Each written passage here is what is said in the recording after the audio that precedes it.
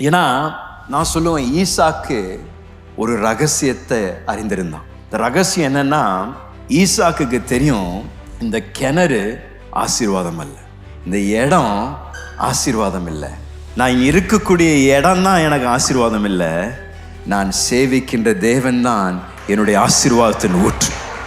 இந்த கிணறு அவங்க திருடினாலும் என் ஆசீர்வாதத்தை அவங்க தொட முடியாது. இந்த இடத்திலிருந்து என்னை துரத்தினாலும் என் மேல் இருக்கின்ற ஆசீர்வாதத்தின் மேல் அவங்க கை வைக்க முடியாது. என் மேல் தேவன் வைத்திருக்கின்ற தயவு மேலே யாரும் கை வைக்க முடியாது. நீங்கள் கிணறு எடுக்கிறீங்களா எடுத்துக்கோங்க, இடத்தை எடுக்கிறீங்களா எடுத்துக்கோங்க, எனக்கு உரிமையானதை என்ன வேணாலும் எடுத்துக்கோங்க.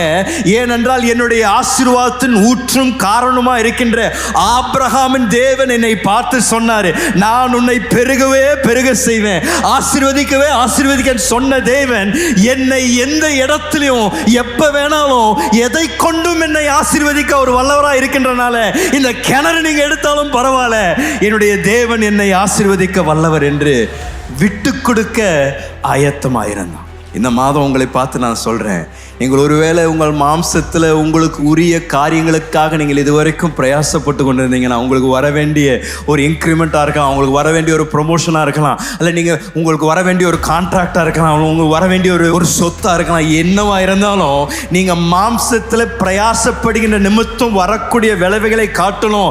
நீங்கள் தேவன் கரத்தில் கொடுத்துட்டு நீங்கள் பார்த்துக்கோங்கப்பா, நீங்கள் தான் நீதிபதி, நீங்கள் தான் நியாயத்தை சரி கட்டுகின்ற தேவனாக இருக்கின்றபடியால் நான் என்னுடைய சொந்த பலத்தில் நான் பிரயாசப்பட போவதில்லை.